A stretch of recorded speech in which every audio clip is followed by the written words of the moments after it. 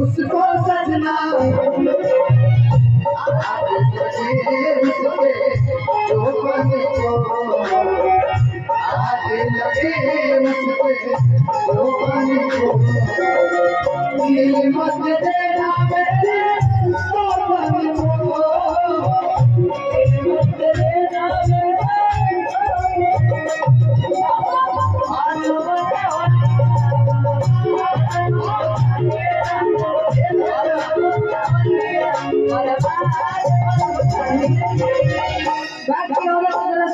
अपना राजा जी से अपना सैया जी से बताओ तरीका राजा जी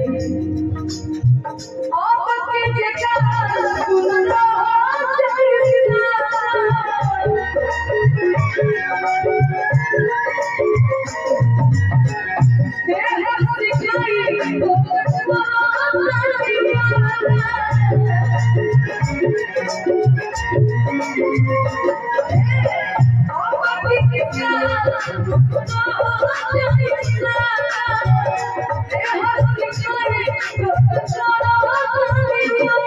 हमने गार्जियन रामायण राय भैया की तरफ से आशीर्वाद देगा दिल से अभिनंदन